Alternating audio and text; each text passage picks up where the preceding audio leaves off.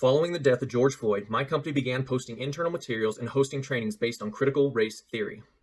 Despite my extensive efforts to point out the blatant lies and deep immorality of these resources and classes, no changes were made. I offered to host a class correcting the record. I was told that the company is not hosting a forum for debate and to keep my opinions at home and to get back to work. I was told by the senior manager of HR that, quote, "It is not our job to fact check the materials for accuracy," and they refused to pull down the offending materials. Over the weeks, as I dug deeper into their materials and attended their trainings, I found that this divisive ideology was the rule rather than the exception. This ideology breeds nothing but unjustified fear, guilt, anger, victimhood, and hatred. This is a video that I did not want to make, but I felt morally obligated to. We're going to be pushing back on the narrative of modern systemic racism and white privilege. We're going to be unraveling claims through data, facts, studies, statistics, and critical thinking. As far as I know, this ideology being pushed at my place of work is unprecedented. If you're unaware of what critical race theory is the view that the law and legal institutions are inherently racist and that race itself, instead of being biologically grounded and natural, is a socially constructed concept that is used by white people to further their economic and political interests at the expense of people of color. According to critical race theory, racial inequalities emerge from the social, economic, and legal differences that white people create between races to maintain the elite white interests in labor markets and politics, given rise to poverty and criminality in many minority communities. This is a completely un-American concept because at its base, it's the idea that you are guilty until proven innocent, or that you are racist until you're absolved of your racism by a person of color. And we're going to explore this more in the rest of this video and go in depth with some of the different materials that HR has provided to us. Let me provide clarifications right up front here. What I am claiming versus what I am not claiming. I am claiming that the ways systemic racism and white privilege are represented and taught today are at a minimum controversial and vastly overblown. It does not belong in the workplace. Much of the mainstream claims and data are outright false. Racism is not a public health crisis. And systemic racism is not a major problem in 2020 America.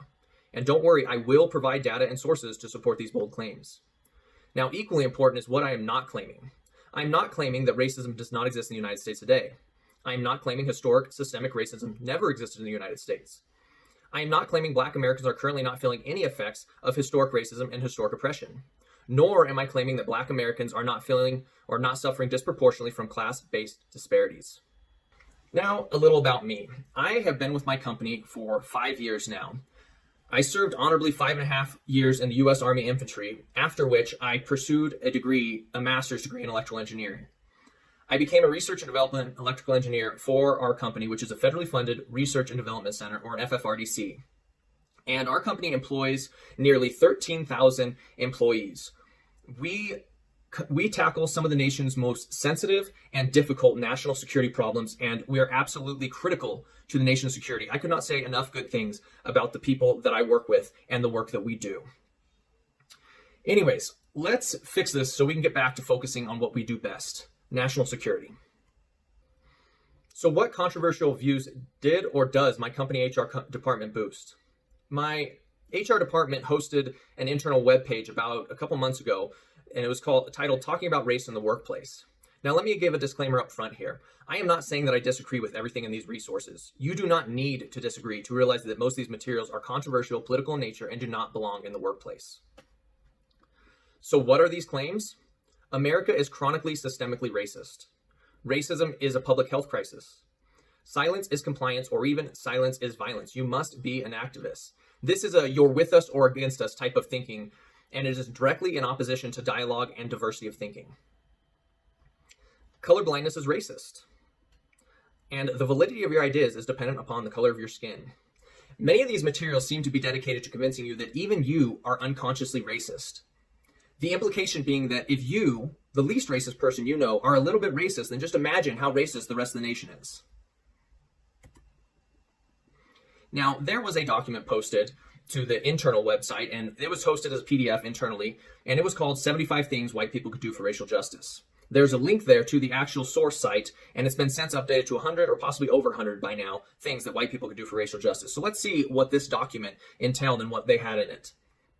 Work with your HR department to hire based on skin color. Donate to Black Lives Matter, the NAACP, and the Southern Poverty Law Center, and 10 plus other organizations. Again, agree or disagree with these organizations, they are controversial and politically charged and do not belong in a government-funded workplace. Discriminate against businesses and banks based on the skin color of the owners. They say that there are certain facts and data that are racist to even cite. Quote, if conservatives don't want to be lumped in with the KKK, they can't lump violent protesters in with Black Lives Matter. They call Breitbart white supremacist media. Quote, for people you know who've been radicalized by Fox News and other nationalist, not conservative, media who've been so pummeled with fear and hatred of, quote, the other, that they become ISIS-like towards others. Quote, a wise former teacher once said, the question isn't, was the act racist or not? The question is how much racism was in play. So maybe racism was 3% of the motivation, 30%, or 95%. Again, going back to the idea that everything and everyone is racist. They give materials on how to talk to your children about racism. Lots of materials that are after this form factor, teaching your white children about white privilege and teaching your other children that they're a victim. They say practice anti-racism by divesting yourself of your white fragility. Now, you cannot disagree with the fact that these topics are politically charged, controversial, and nuanced. 50% of the country cannot be excluded from having an opinion in a government-funded workplace or any workplace that claims to stand up for diversity of thought. At a minimum, my company HR department is pushing controversial political views. Multiple HR materials said to join, donate to, and support Black Lives Matter, who is actively campaigning to defund police and lower the police presence in Black neighborhoods. A Gallup poll conducted June 23rd to July 6th, 2020 surveyed more than 36,000 U.S. adults and found that 61% of Black Americans said they would like the police to spend the same amount of time in their communities, and 20% wanted to see more police. That is a total of 81% of the Black minority community telling you to leave their police alone. Who are we to tell them otherwise? Now, side note here, Black Lives Matter as an organization is clearly political. I've been told by other internal resources, we'll get into it probably another video, but I've been told that they are not considered political. And they use the Democrats' Act Blue fundraising system to raise money, among dozens of other evidence that they are political. So denying this is just denying reality. This material is controversial at best and arguably dangerous and destructive to push this narrative based on lies. Additionally, I want to say that if your takeaway from all of this is that since there's little to no racism at play, that we as a country do not need to attempt to fix any of these disparities, then you are coming to an equally immoral conclusion as the conclusions of critical race theory. These are more quotes from this document on taking action. I'm not going to read all these quotes, but I would like to highlight the last quote here, which is building on the idea of ACAB. If you're not aware what ACAB is, it stands for all cops are bad. They say, quote, when people lament that the policing problem is just, quote, a few bad apples, share the following evidence with them that it is not. And then they give about 5 pieces of evidence here that of a few bad apples. So the logic here is that to show people that the policing problem is not just, quote, a few bad apples, please show them these few bad apples. There should be some middle ground between everyone and everything is racist and that racism does not exist. Even some of the data that I'm citing might require further analysis or further study, just like the scientific method would dictate. But to paint such a simplistic cartoon picture of our country and culture in such a negative light is problematic at best. They gave us a reading list of 20 books about anti-racism to educate yourself. Now, these books were books such as White Fragility, White Rage, Me and White Supremacy, How to be an Anti-Racist, and Why I'm No Longer Talking to White People About Race. And the list goes on. Now, I do not know what type of person they think is going to purchase and dig through and read all 20 of these books, but I purchased and dug through all 20 of these books. And I would like to highlight 4 of these books: White Fragility, How to be an Anti-Racist, Me and White Supremacy, and White Rage. Now, I'm highlighting these books because they highlighted these books multiple times throughout our trainings and throughout our materials. And coincidentally, I found these particular books to be the most egregious when it came to extreme points of view on critical race theory. Now, let me preface this by saying most of these authors seemed honest and heartfelt in their experiences, but that does not make their worldview or their ideology factually accurate or less controversial. Now, I started noticing some trends while reading these, so I started gathering some data on all these books. And let me break this down for you. 13 out of 20 of the books discuss critical race theory positively, and the others don't mention it. 16 out of 20 are anti-American, anti-police. 12 out of 20 hate President Donald Trump, to put it nicely. 12 out of 20 are negative on former President Ronald Reagan. 10 out of 20 are negative on the Bush family. 12 out of 20 are very positive on the former President Barack Obama. And 9 out of 20 are positive on the Clinton family. Now, agree or disagree with these politicians and their policy positions, you cannot disagree with the fact that our government-funded workplace should not be pushing these political ideas in the workplace. Let's read from these books. All of the quotes after this form factor are coming from the books and materials throughout this presentation. So we're going to highlight these and scatter these throughout the presentation. But this first one, saying white women have absolutely been accomplices to the American project of white supremacy, but their husbands, brothers, fathers, and sons have always been the masterminds. Let us never forget that. That's from Eloquent Rage. White supremacy is far from fringe. In white-centered societies and communities, it is the dominant paradigm that forms the foundation from which norms, rules, and laws are created. From Me and White Supremacy. From Eloquent Rage, this is pointing out the idea that Christian Republicans are white supremacists. White male Christian conservatives use conservative biblical interpretations to pioneer a religious right wing to shore up the machinations of white supremacy in government policy. Again, all of these book quotes you will see throughout the video are from the books recommended by our HR department. There is a curious satisfaction in the punishment of black people, the smiling faces of white crowds picnicking at lynchings in the past, and the satisfied approval of white people observing mass incarceration and execution in the present. From White Fragility. This one's particularly delightful. Our Constitution is colorblind. A colorblind constitution for a white supremacist America. Is this really what a government-funded flagship research and development laboratory for the United States of America's national security should be pushing? So there are now two ideologies that I know of that teach you your racial identity is the most important thing about you. Everything should be looked at through the lens of race. We should roll back anti-discrimination laws so we can hire based on race again. You should support businesses based on the race of the owners and the workers. You should not appropriate the best parts of other cultures. And both of these ideologies are morally bankrupt. And neither of them should be in the workplace. If we are trying to make the workplace more diverse and inclusive, this seems like completely the wrong approach. This is just a small sampling of the ideas that critical race theory shares with white supremacists. So what do I want and why is this so important to me? Let's talk about the obvious first. I am a white American male. And some would say that this means that my opinions, ideas, and even my facts on this subject are worthless because of the fact I'm white. I think in an ideal world, we would care about race just as much as we care about hair color. I have a white child and I have a minority child. And I want my children to grow up in a world where they are treated equally in the eyes of the law, equally when they go to apply for college, equally in society. I do not want to be them always looked at through the lens of race and gender. I do not want them to be discriminated against or given beneficial treatment because of their race, the color of their skin, or their gender. They should not have to admit guilt for something that they did not do or feel like victims who are owed something. If you think that I'm going to apply the soft bigotry of low expectations to my children, then you are sorely mistaken. Nothing good comes from teaching guilt and victimhood, especially when it's based in lies. I do not want this for my children, and I don't think that anybody else wants this for their children. We do not have to agree politically for us to agree that this does not belong in our workplace. This is our time to stand together. If we do not stand up now, then we get what we deserve for the rest of our careers.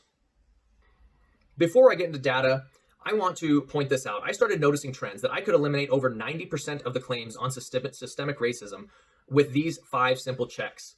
These 5 logical fallacies that showed up again and again with the supposed proof for critical race theory. First, is this anecdotal evidence? You can use anecdotal evidence to prove anything. I could use anecdotal evidence right now to prove that cops are racist against white people. Anecdotal evidence is absolute garbage. Second, are they fast forwarding? Are they using historic racism? Are they using outdated data? Fast forwarding is a very common practice among critical race theorists, where they will teach you about history, get people very angry and very fired up, and then fast forward jump a bunch of years, span of years to the present day 2020 and say, therefore, racism. Progress has been achieved in the interim. Are they comparing apples to apples? Cherry-picking data or using statistical manipulations of results. This goes hand in hand with number 4, which is the argument relying on the benchmark of N equal by population, therefore racism. When you are cherry-picking data or using the wrong benchmarks, saying that more black people are arrested, and you are measuring against the benchmark of percentage of population, that is the wrong benchmark. They're constantly misusing the wrong benchmark. The benchmark is how many black Americans are committing crimes. How many black Americans are committing murders? Are they disproportionately committing violent crimes and murders and other crimes? Because that seems like the proper benchmark, a proper place to start to determine if there is systemic racism in policing. And we will see that again and again. It is one of the most heavily used tactics in critical race theory to misrepresent the world that we live in and convince people of these lies. Inequality is not inequity. Now, finally, is it fully or partially explained by class-based disparities? Now, not all black and minorities are poor, but black and minorities are disproportionately poor in America, and we can discuss why that is in other videos and determine if that is racism. But if you can swap black or minority for poor and get the same obvious outcomes, then it is not necessarily racism. There's other factors at play there. That needs to be taken into account. We will get into the full story of everything that has transpired between myself and my company over the past 2 months in all of its ridiculous details. But first, let's get into the myth of systemic racism in policing so we have some background before we talk about my story. I will cover the myths in systemic racism in the judicial system, the jobs market, education, healthcare, and banking, as well as lending and income disparities in another video. But I want to highlight systemic racism in policing in this video for one crucial reason. If the claims that my HR department are regarding systemic racism in policing are false, then this is deeply, deeply immoral to continue perpetuating these lies, because there's an enormous death toll associated with these lies. And I will actually be putting numbers to that death toll. I want to start with the death of George Floyd. This acted as a sort of synecdoche for systemic racism for many people, especially people at our laboratory. A synecdoche is a literary term meaning a part that stands in for a whole. And this was an absolutely tragic event. And I want to just highlight this to begin with, and let's actually dig into this and determine, is George Floyd's death an actual synecdoche? Does his death represent a part that stands in for a whole of systemic racism in policing, or a trend that's for systemic racism in policing? First, ask yourself this question. How many unarmed black men were killed by police in 2019? I want you to answer this to yourself without looking it up first. Just put a number to this. Additionally, how many white unarmed men were killed by police in 2019? So unarmed black men and unarmed white men. Put a number to those. You guys know how many unarmed black men were killed by police last year? No. I know people. To guess, what would you say? Over 1,000? I say a good, probably 1,400, about there. Too many to count, probably. What about how many unarmed white men were killed by police? Probably 4, 5, 3. A good estimate is 10 to 15. That video is not unique. These type of interviews can be found all over the internet if you look for them.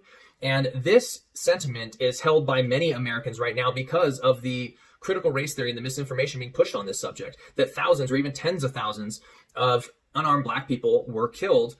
Unarmed black people were killed by the hands of police each year. But let's see what the actual data tells us. Police make about 10 million arrests each year. 7 million are white, 3 million are black. How many unarmed citizens were killed in 2019? 25 unarmed white citizens were killed by police, and 14 unarmed black citizens were killed by police. That is roughly 0.0004%. That does not sound like systemic racism in policing. George Floyd does not sound like a synecdoche for systemic racism in policing. And a total of 1,000 people were killed by police, or 0.01%. And these are not unjustified killings. These are violent criminals, most of them. Again, our government-funded HR department should not be engaging in this kind of controversial education campaign unless they want to equally display and promote all sides of the argument and correct the data that is found to be false. It is immoral to keep perpetuating these lies about police because it can put their lives in danger. Additionally, we will see that it puts more Black American lives in danger. Let's point out the many problems in policing without the embellishments. I follow a guy that all he does is follow police abuse of force and police brutality. And he makes a living off of this. There are plenty of instances of bad policing against white and black people. But we do not take just instances of bad policing and say this represents a whole. We need to look at facts and data. A police officer is up to 30 times more likely to be killed by a black male than an unarmed black male is to be killed by a police officer. Now, if you want to jump in and dig into all 14 of these cases, I think you would be surprised, because these are not, all 14 unarmed black men are not 14 George Floyds. This is a conservative biased news organization, and they are honest about their leanings. But their facts in digging through these materials are accurate, and you can fact check them on this. Dig through each and every one of these and determine all the nuance involved in these 14 deaths of unarmed black men. Before we go any further into this, I want to talk about how systemic racism is being defined. And this is throughout all the materials. How is systemic racism being defined here?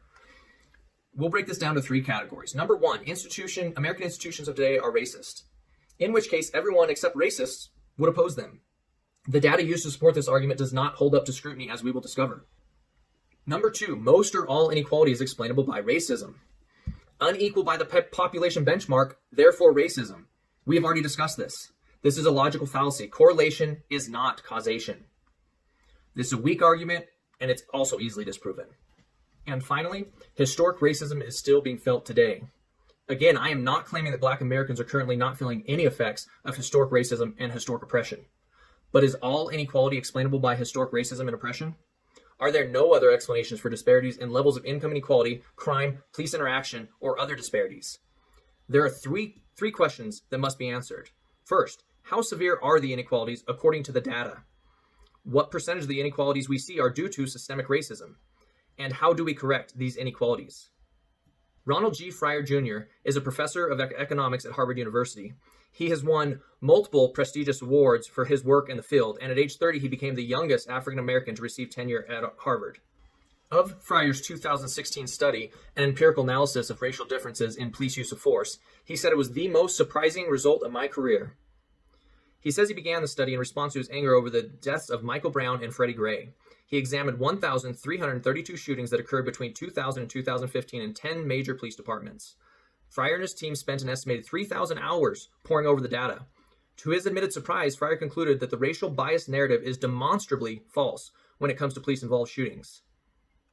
This is how Fryer conducted his study. This is how a proper study should be conducted. I saw a lot of garbage studies as I was digging through all this data and a lot of academic malpractice. Fryer's study results say the police are not more likely to fire on blacks than whites. In fact, blacks are 20% less likely to be fired on. Fryer's study aligns with other research. Fryer revisited and bolstered his conclusions in a 2018 paper titled Reconciling Results on Racial Differences in Police Shootings. In his conclusions, he said, the most granular data suggests that there is no bias in police shootings, but these data are far from representative sample of police departments and do not contain any experimental variation. We cannot rest. We need more and better data. Of course, Black Lives Matter as much as any other lives. Yet we do this principle a disservice if we do not adhere to strict standards of evidence and take at face value descriptive statistics that are consistent with our preconceived ideas. These are the disclaimers used by my HR department when recommending their controversial political materials. So I would like to use these same disclaimers in recommending a few resources here. We are only scratching the surface of the data disproving systemic racism in the police narrative. And if you're interested, Heather McDonald dives into this much deeper, and she even has an email exchange with Fryer discussing the nuances of his study. Also, if you haven't heard of Thomas Sowell, then you are in for a treat. He is absolutely brilliant. He's written nearly 60 books, and in this book, Discrimination and Disparities, he breaks down the challenges facing the Black community. He also discusses intentions of policies and laws versus the actual results and data. It is definitely worth a read. And if you are sincere regarding wanting to learn about the diverse experiences of Black Americans, then you need to watch this documentary. You may have only heard one perspective of this diverse community through the lens of critical race theory. But if you do not believe that ideologies in the Black community are every bit as diverse as those in any other American community, then that is racism. Black Americans are not a monolith. There are alternative solutions, more effective solutions to these issues facing Black Americans. Our company's HR department hosted a panel titled The Black Community and Law Enforcement, where Black individuals, Black Americans from around the lab, came to share their experiences. And as a pretext to this panel, they showed us two videos. The first, History of Policing in America from NPR. The first half of this video discusses the absolutely horrible racist history of policing in America, which is undeniable and terrible. But this video is the most egregious example I saw of fast forwarding. At some point, they jump from the KKK to the present day by saying the system hasn't fundamentally changed since then. And their expert, Khalil Gibran Muhammad, says, quote, do white people in America still want the police to protect their interests over the rights and dignity and lives of Black and brown, indigenous, and Asian populations in this country? It's absolutely ridiculous to set this up as a pretext for this event in our government-funded laboratory. Then the second video was a video titled Racism of the U.S. Justice System in 10 Charts by Vox. And this entire thing was prefaced on the idea, every piece of evidence in here was prefaced on the idea of unequal by the percentage of population benchmark, therefore racism. And Vox is a left-leaning organization, and this was an extremely biased video. After the video, the panelists were asked to share their positive and negative experiences with police throughout their life. And the undertone to this entire event was systemic racism in policing. And that was made clear by the videos prefacing everything. There's a couple quotes from this event, quotes that were actually from the people in HR hosting this event. They say, quote, "We know that police are dangerous to the Black community." Another quote, "Policing, what they're policing is the normalcy of white supremacy and these societal norms and behaviors that we have determined are acceptable by a certain group of people. And if someone else who doesn't look like that certain group of people are seen exercising those same privileges, then there is concern all of a sudden because it's not what they see as the societal norm." HR concluded the event by saying there are numerous lists that you can Google about things we cannot do while being Black in America. And then they read this list of anecdotal things that have happened in America, saying that these are representative of all Black Americans. Let's discuss the effects caused by rhetoric like this surrounding policing in America. The Ferguson effect is a phenomenon that arose in the aftermath of the horrific police-involved death of Michael Brown in Ferguson, Missouri in 2014. The Ferguson effect was caused by the demoralization of police due to national outrage and rhetoric, which unintentionally caused them to pull back from policing. The 2014 to 2016 spike in homicides you see there on the graph in front of you represents an additional 2,000 unnecessary Black homicides. The spike we are about to experience from the current unrest and anti-police rhetoric is going to dwarf the Ferguson effect, and this will disproportionately affect Black communities. And this is why it is going to disproportionately affect Black communities. Homicide is the fourth leading cause of death among Black Americans. In 2018, 6,088 white Americans were murdered, and 7,407 Black Americans were murdered, despite only making up 13% of the population. That is a rate nearly 7 times higher in the Black community.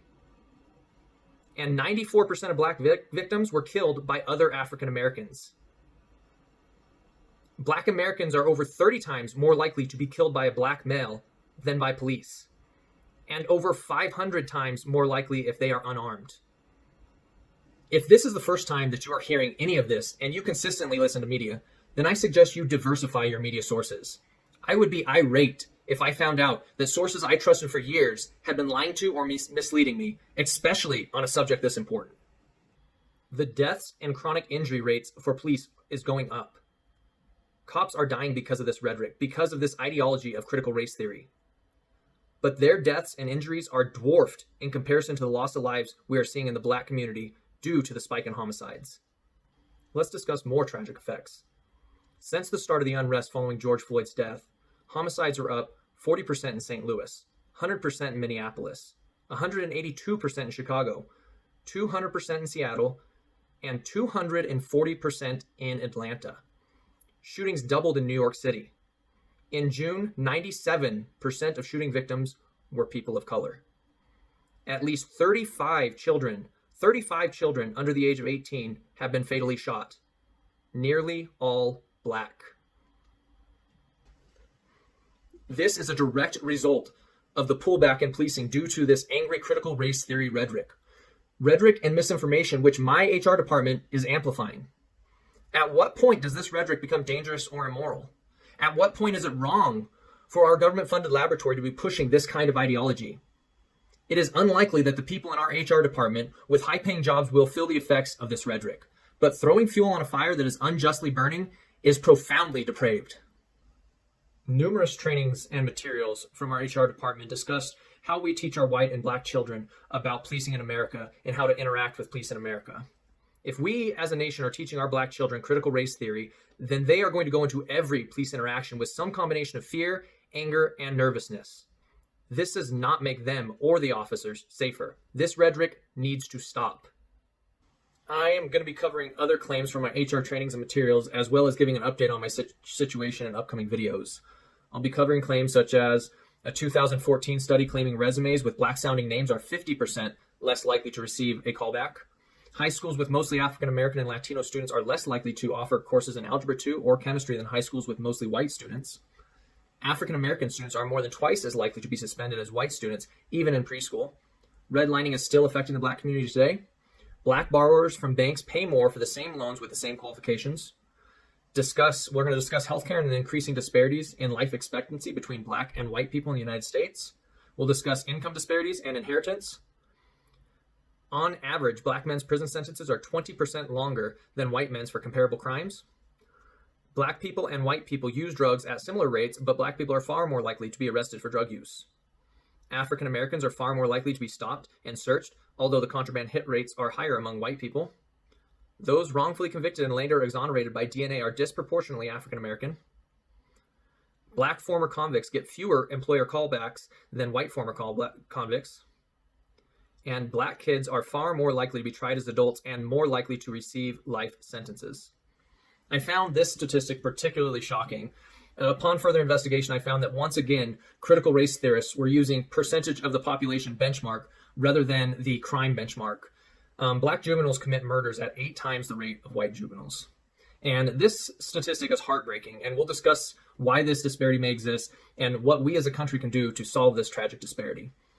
We will discuss all of this here and much, much more.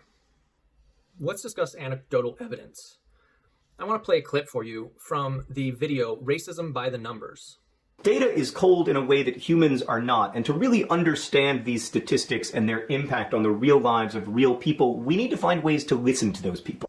Now, this is absolutely terrible advice. Anecdotal evidence proves nothing, but this sentiment was shared multiple times throughout our trainings. The closing statements of our town hall were this. They said, quote, "I know that in a laboratory of thinkers that we constantly look to the data to show us something, to prove or disprove our hypothesis. But I want to remind you that no amount of data will change, nor should it discount our lived personal experiences and that everyone on this panel have shared and the experiences of each and every one of you. People looking for racism behind every rock will always prove themselves right, just like any conspiracy theorist does. If you start with a fact that you know to be true and then you look for anecdotal evidence to prove it, you will always prove yourself right." Let me tell you more about my story. Growing up, we were a stunningly average American family in regards to household income. I confirmed this with my mother, calling her, and she dug up her tax returns. We grew up lower to middle class, depending on the year you looked at our income. And my father ran a struggling mechanic shop, and my mother had a second job, and they did various things trying to make money just to make ends meet many years. I've been on welfare, food stamps. I've lived in camp trailers on multiple occasions, both under my parents' roof and as an adult. I've lived in shoebox apartments in bad neighborhoods, but my greatest privilege in life is not white privilege. My greatest privilege is two-parent privilege. I do not know what I would have done or how I would have turned out without the strong guiding hand of my father. Now let me give you my anecdotal evidence, and let's see if this resonates with others' experiences. I bring up my anecdotal evidence almost ironically to show two things. First, I want to highlight that the experiences heard in the HR-hosted panel on the Black community and law enforcement are not unique to the Black community. And I say this as respectfully as possible. And second, I would like to show where I'm coming from and what an average white American male's experiences might actually look like. Maybe you grew up wealthy and you do not have my experiences, but here goes.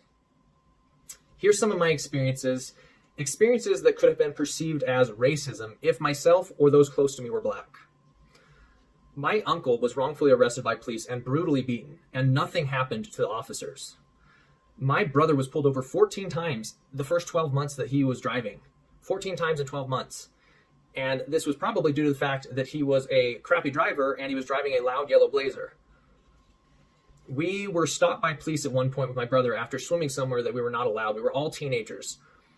We were told by one of the officers that he was an expert marksman and that he could have shot us. He searched inside of our truck and he had his hand on his gun the entire time that he was talking to us and we were sitting on the tailgate. When I moved to my new town as a teenager, I was given a speeding ticket for riding an ATV on the road. Everybody in town drove on the road, drove ATVs, yet I got a speeding ticket just because I was the new guy there. He told my parents that he could arrest them for me driving on the road. And I was pulled over by a cop at one point for going 4 miles an hour over the speed limit on a 75-mile-an-hour road, just because I passed him on the road and my speedometer was off. At one point, I was given a ticket in Washington State when I was in the Army for speeding, and the officer giving me the ticket, the entire time he was talking to me, had his hand on his gun the entire time. When I was young, when I was a child in Walgreens, I was accused of stealing candy when I was trying to leave the store, and they wanted me to empty my pockets, despite the fact that I had not stolen anything.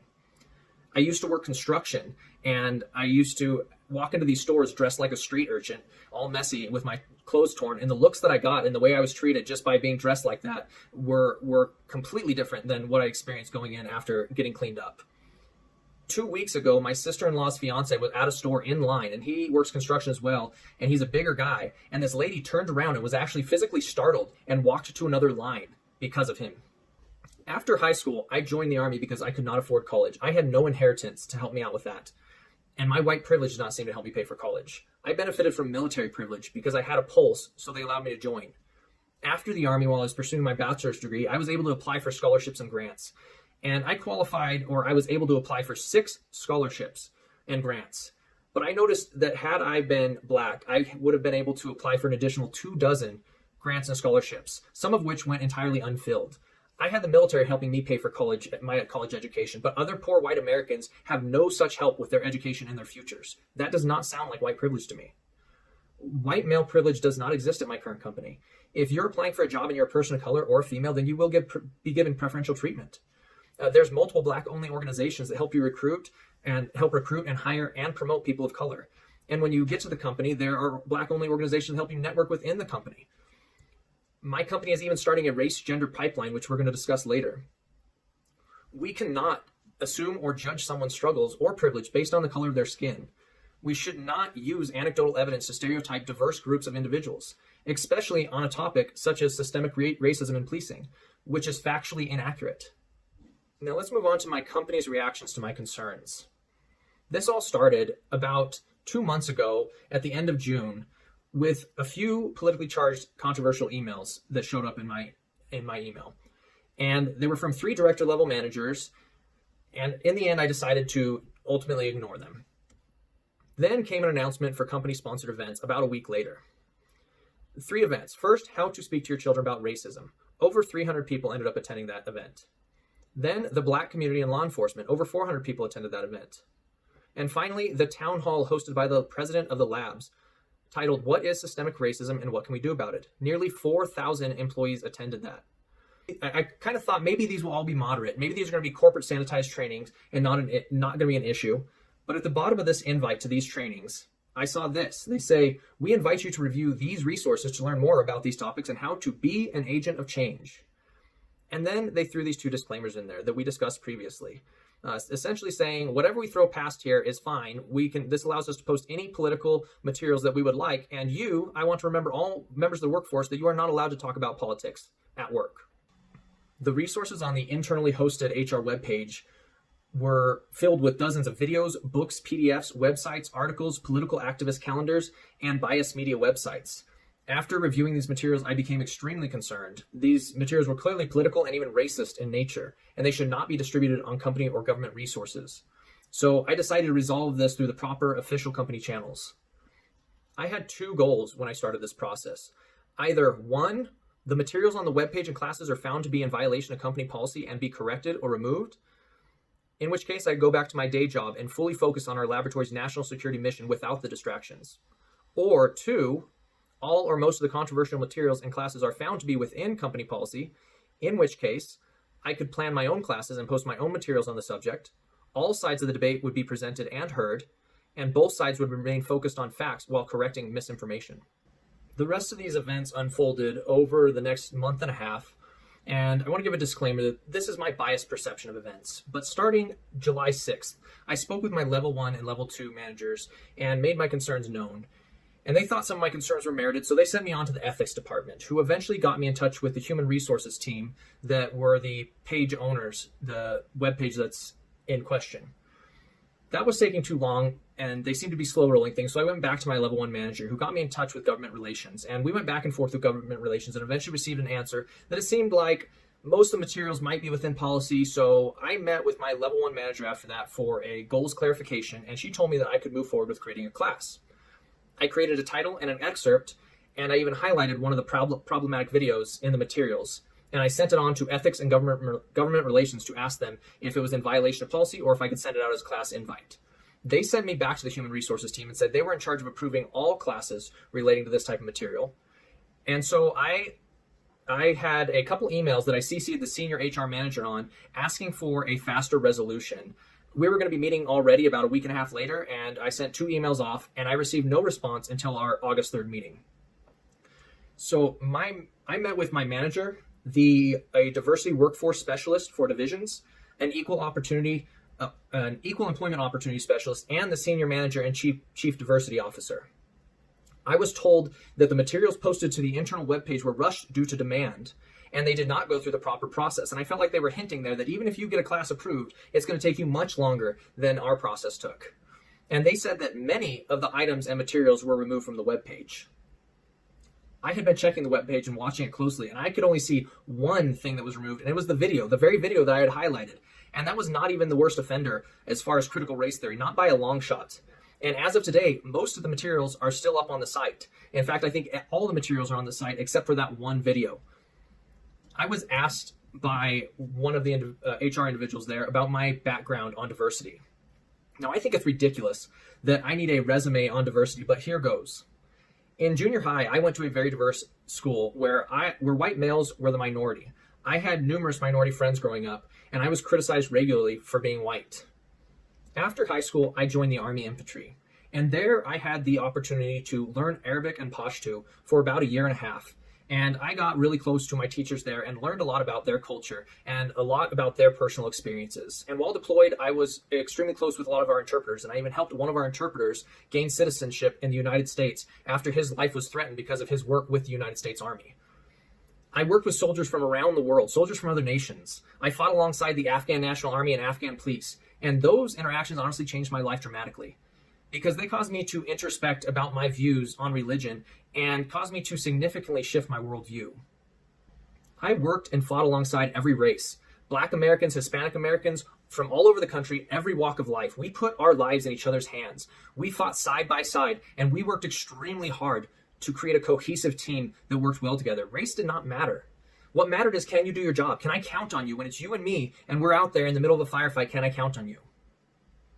I helped patch up my Black battle buddy in a ditch in Afghanistan, and the only reason he was alive was because of the fast actions and bravery of another white squad member who saved his life. If we had injected critical race theory into our team, into our squads, it would have torn us apart. This troubling line of questioning from human resources continued. I was asked how I felt that this, meaning my class that I was pushing, would support being a Black ally. Now, I do not feel that I need to be a Black ally or a white ally. Everybody should be an ally of all races. Everybody should be an ally of truth, of honesty, and decency. I should not have to adhere to some almost religious-like ideology in order to keep and excel at my job. That was not even the most troubling thing about this meeting. The senior manager told me, she said, quote, "It is not our job to fact-check the materials for accuracy." I asked them about the scientific method, and I was told that you can find a study that can prove anything. And I laughed because literally, yes, that is the scientific method. Scientists disagree, and they write studies and dig through the data, and they argue until they come to some sort of agreement, understanding, theories, consensus on different subjects. The scientific method has been wildly successful for hundreds of years, and it seems extremely ironic to me that we are discounting it at a flagship national laboratory for the greatest nation on Earth. HR made it clear to me that the company is choosing to ignore facts and data. Is this the direction we want our companies to go? I found this extremely unacceptable, and I asked if we could meet again as soon as possible to get this resolved so I could show them which materials need to be removed and why they were so troubling, give them all the details and fully be heard, and so they could resolve this matter. And I was told by a senior manager that we could not possibly meet until a week from now, after the town hall on systemic racism. I told him I would meet after work. I told him I'd meet with him individually here and there, 15 minutes, whatever it took to resolve this, but I told him this was time sensitive and to take all of these materials down and put them up one by one as they're approved, not the other way around. You don't take all this stuff and throw it up against the wall like spaghetti and see what sticks. 2 weeks later, and 1 week after the town hall on systemic racism, I met with my level 1 and level 2 managers who have been great throughout this entire process. And on August 17th, they met with me to relay a message from above. They told me that, essentially, there was a level 2 manager relaying all the information from above, that the company is not an open forum for debate. You will not be able to teach or debate any other viewpoints. Internal materials are currently under review by a newly established board, and this board has taken an extremely long time to review these. I seem to review these extremely quickly, but for some reason, they're slow-rolling this entire process. And they said, you are free to have your own opinions at home, and essentially the matter is closed. It feels like we are more of an indoctrination camp at this point than a forum for great ideas and debate. Let's move on to our Lunch and Learn, titled How to Speak to Your Children About Racism. This was hosted by Human Resources, And this class started by us watching the animated video we previously discussed titled Systemic Racism Explained. This is Jamal. Jamal is a boy who lives in a poor neighborhood. He has a friend named Kevin, who lives in a wealthy neighborhood. All of Jamal's neighbors are African American, and all of Kevin's neighbors are white. Every single claim in this video is false. Not just 50% or 75%. Every single claim is false in this video. We were told in this class to avoid teaching colorblindness because, of course, it's racist. Straight out of critical race theory. We read from How to Be an Anti-Racist. They say, quote, the language of colorblindness, like the language of not racist, is a mask to hide racism. So being colorblind or being not racist is racist. In this class, we were told the new definition of racism, the critical race theory definition, that, quote, racial oppression is about a system of power and is built into our laws, institution, police, etc. So we read from another one of our HR recommended books. Quote, people of color lack the social and institutional power that transform their prejudice and discrimination into racism. This promotes the idea that only white people can be racist. Again, from White Fragility, we read, white children develop a sense of white superiority as early as preschool. This early start shouldn't be surprising, as society sends constant messages that to be white is better than to be a person of color. So even our preschoolers are white supremacists.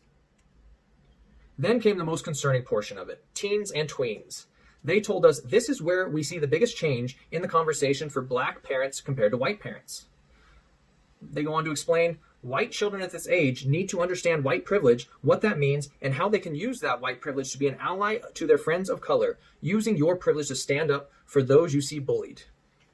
We should not be teaching our children to stand up for someone based on the color of their skin. Your children should be standing up for people that are bullied regardless of the color of their skin. You do not give your children some sort of white savior mentality here. This is completely wrong. Just teach your children to stand up for what's right. Only one older Hispanic gentleman actually spoke out in this class, and he had a sane perspective.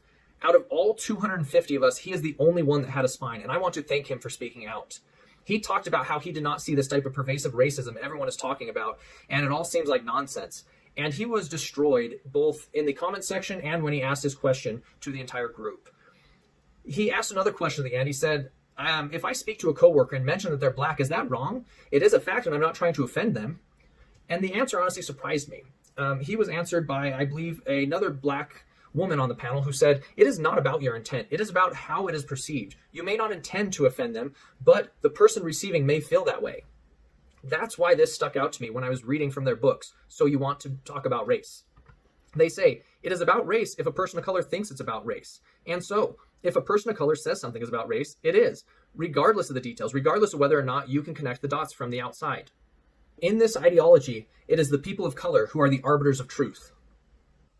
That brings us to our last event, the town hall hosted by the Labs president, titled, What is Systemic Racism and What Can We Do About It? It was an hour and a half long, and honestly, it was worse than I thought it was going to be. I thought it was going to be a lot more moderate because the lab president was involved. It started with a professor over the Africana Studies program for a local university talking, and for the first 30 minutes he was talking about the history of racism in the United States. I want to make this clear. The history of the United States treatment of black Americans is undeniably racist and evil.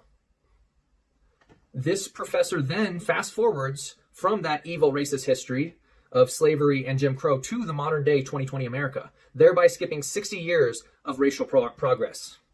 He then called for reparations and named specific companies that could pay these reparations even. Agree or disagree with reparations, they are extremely political and controversial, and they have no place to be discussed in our government-funded laboratory. Then the professor presented one single slide of unequal by percentage of the population benchmark, therefore racism. This is his slide here, and we don't have time to discuss all these, but I will discuss these in future videos. There was a question asked to the panelists of this town hall, and the question is, what do you see as the role of the company's largest population, white men, in building inclusion and diversity, and how have you or how will you engage that group? There were two quotes that came out of this that I want to highlight. First was, they said, quote, there is momentum right now that could wane. It requires strong leadership to sustain this conversation and drive to actually have change. This shows you that they believe the iron's hot. We need to strike now. The second quote is, They said, quote, things that white men could do is to stop the instinctive, quote, well, it's not my fault. It's not about fault or blame here. It's about making progress. So I ask, progress in what direction? Progress at what cost? Because I've dug deeply into the so-called progress that HR is pushing, and it has no place in our inclusive and diverse company. During the town hall, it was announced that the company is starting a race-gender pipeline for hiring and promotions.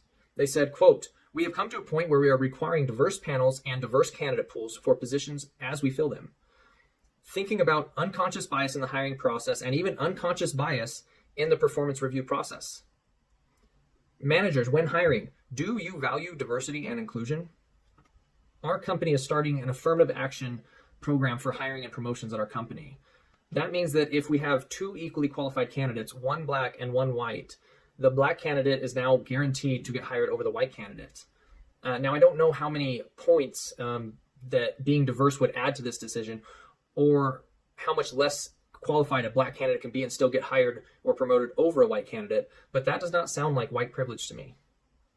Additionally, during the town hall, recommendations were made for some educational materials. They recommended all of the resources on the HR webpage again, and they said, quote, work on understanding your own bias around race. There are a number of implicit bias tests online for this. I think you will be amazed to understand how your own biases are around black citizens and around women.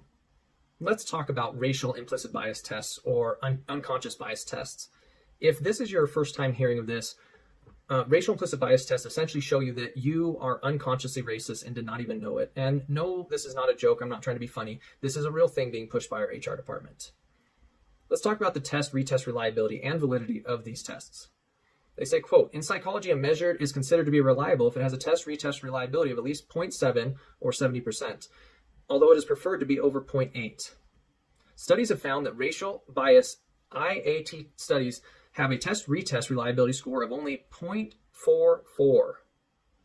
To put this in perspective, we would likely have an equal or higher repeatability score if we hired random fortune tellers to determine our implicit bias towards other races. Their palm readings would likely be more useful than these pseudoscientific racial implicit bias tests. The second major concern with IAT is the validity. Validity is best established by showing that the results from the test can accurately predict behaviors in real life. However, from 2009 to 2015, 4 separate meta-analyses came out, all suggesting that IAT is a weak predictor of discriminating behavior. I challenge our company and HR department. If these implicit bias race tests are so great and reliable, then start using them in the hiring process. And I'm being serious, start using them. I do not want to be working around secret racists. There's a reason these tests are unusable in a court of law. Stop using or even recommending them in one of our nation's flagship research and development laboratories. It's pseudoscientific nonsense, and it's embarrassing. Later in the town hall, they said, quote, a couple years ago, we required unconscious bias training for all the leaders.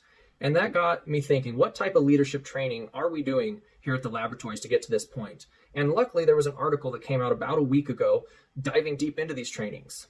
Now, one of our upper managers already commented on this to the group or the division about this training in this article and said it was not as bad as he remembers it. And that is all these trainings. All these trainings are about 95% sanity mixed in with 5% crazy insanity from critical race theory. So having 95% good, moderate training does not excuse the other 5%.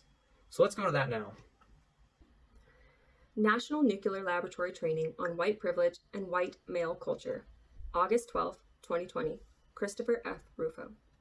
Last year, Sandia National Laboratories, which designs America's nuclear weapons, hosted a 3-day re-education camp for white males with the goal of exposing their white privilege and deconstructing white male culture.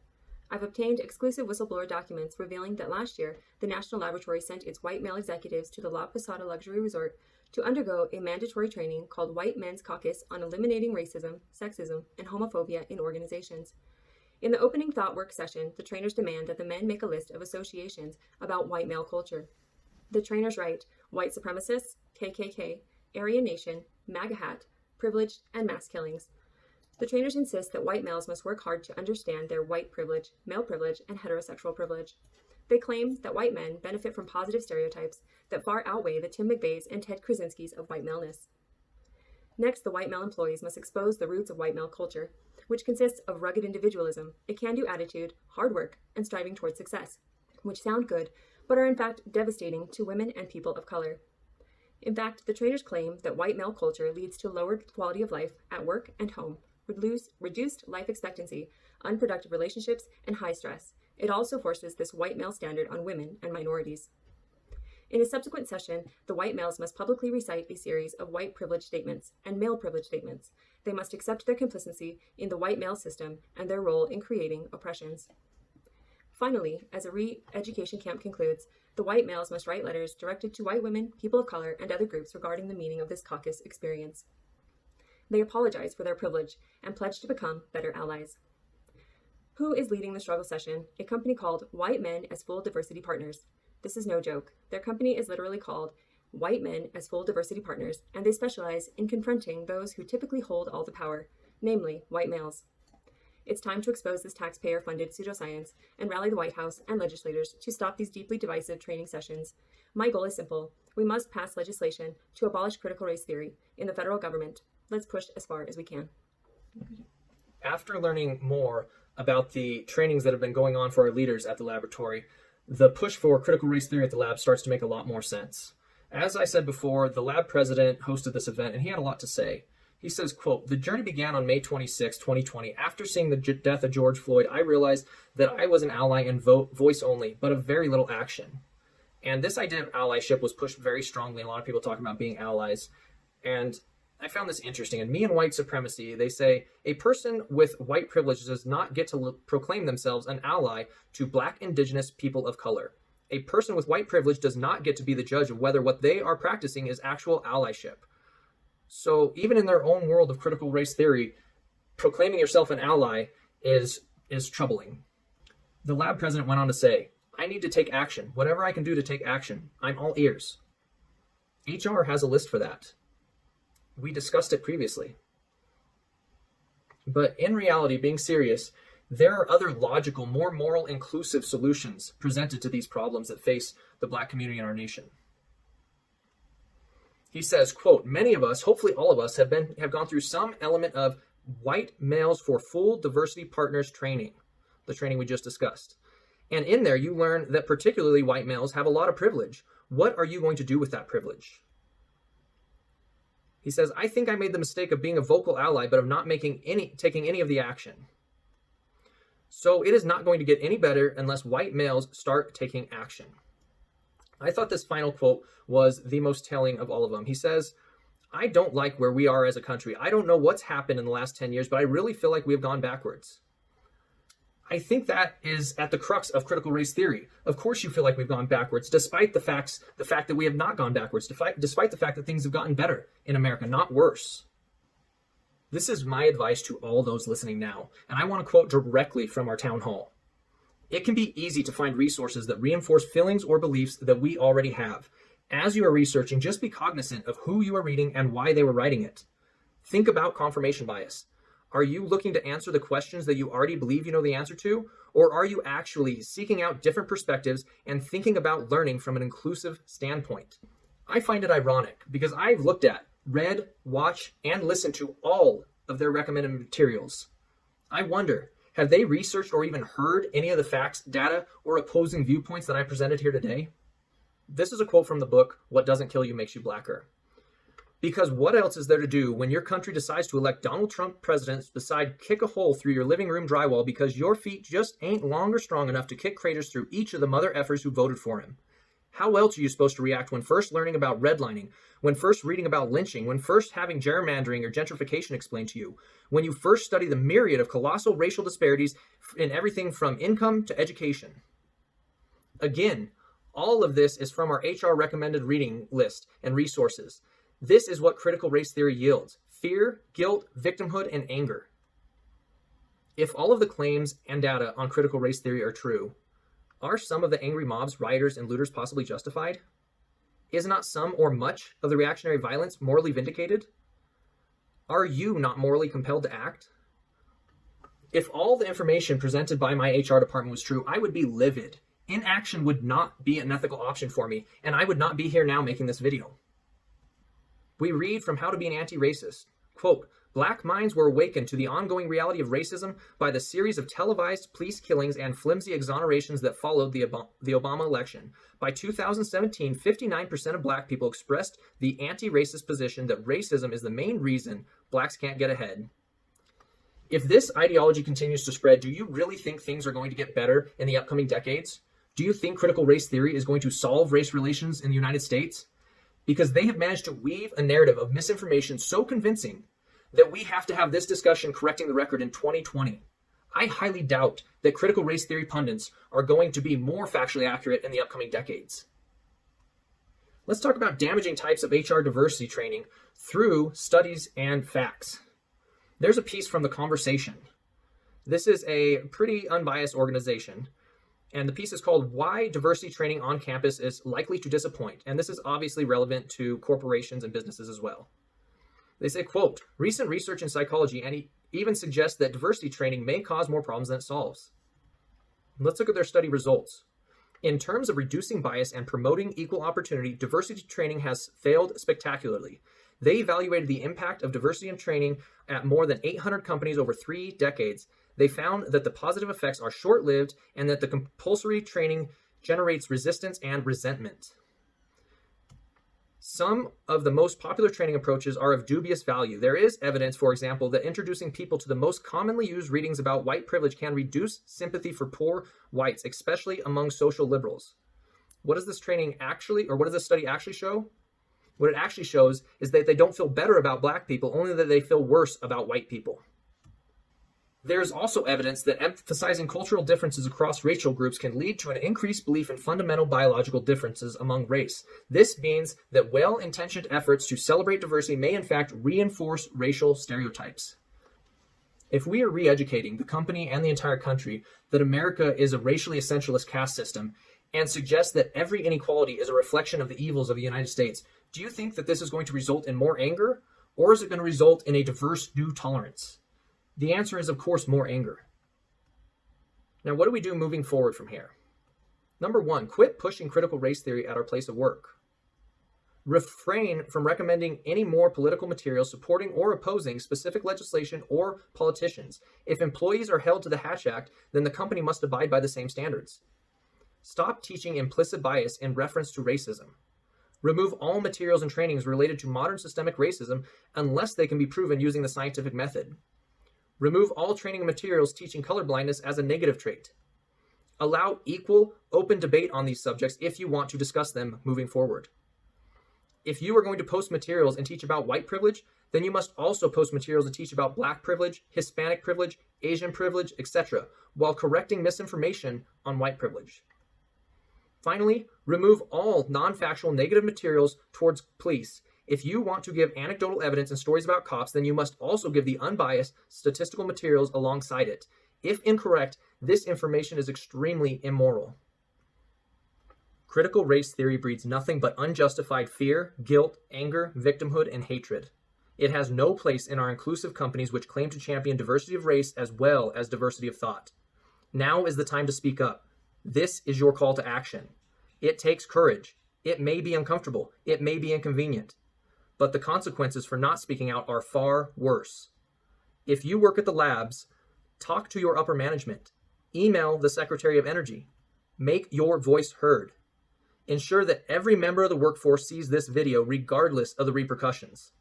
If you are a manager at the labs and you agree with me, please stand up for us. We ask and teach our children to stand up and be brave, to do what is right regardless of the consequences.